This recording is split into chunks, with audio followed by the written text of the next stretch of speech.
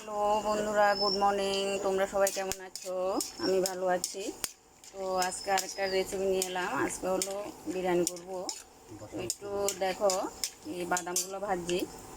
তো কাজু বাদামগুলো দিয়ে দিয়েছি করার মধ্যে, ঘিয়ের মধ্যে ভাজি। তো কে কেমন করে রান্না করো আমাকে একটু কমেন্ট করে জানাবে। তোমরা তো আমার ভিডিও দেখো না, হয়তো আমার ভিডিও তোমাদের ভালো লাগে না। আমি এত এডিট ফেডিট করে বানাতে জানি না। আমি যেটা করি সেটাই সোজাসুজি দেখাই। তো এগুলো ভালো করে ভেজে তুলে নেব। তো বিরিয়ানির জন্য আমি কয়টা দারচিনি দিয়েছি, 2টা তেজপাতাও দিয়েছি ঘিয়ের মধ্যে। তো এবার আমি চালগুলা দিচ্ছি। দেখো, আমি চালগুলাকে ভালো করে ভেজে নেব। চালগুলাকে যদি তোমরা ভেজে নাও, এটা কিন্তু খুব ঝুরা ঝুরা হয়। বিরিয়ানিটা যখন করবে তখন দেখবে যে খুব ঝুরা হয়। তো এই কারণে ডাইরেক্টও করি আমি অনেক সময়, মানে কাঁচা চাল দিয়ে ভাজি না, তখনটার থেকেও আমার কাছে এইটাই ভালো লাগে। যখন এটাকে ভাজি তখন এটা মানে টেস্টটাই মনে অন্যরকম হয়। তো এটার মধ্যে একটু হলুদের গুঁড়ো দিয়ে দিচ্ছি।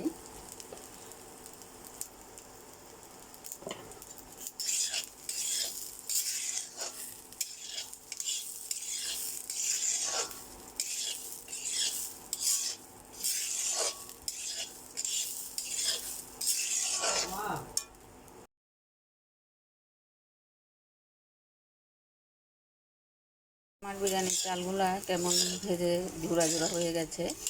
এখন এবার গরম জল বসিয়ে গরম জলের মধ্যে করব। পরেরটাও তোমাদের মাঝে শেয়ার করব। তো দেখতে পাচ্ছ কাজু বাদাম এমনিতে ভেজে রেখেছে ঘির মধ্যে। বিরিয়ানিটা রাইস কুকারে করেছি, কেমন ঝুরা ঝুরা হয়েছে দেখো। এখনও গরম গরম গরমে রয়েছে। দেখো, খুব সুন্দরই হয়েছে আমার কাছে। তো তোমরা কে কীভাবে রান্না করো আমাকে একটু কমেন্ট করে জানাবে। আর আমারটাও কেমন হয়েছে একটু কমেন্ট করে জানাবে।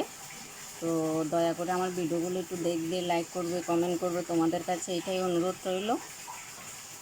এটাই আজকের জন্য এই ভিডিওটা এখানেই শেষ।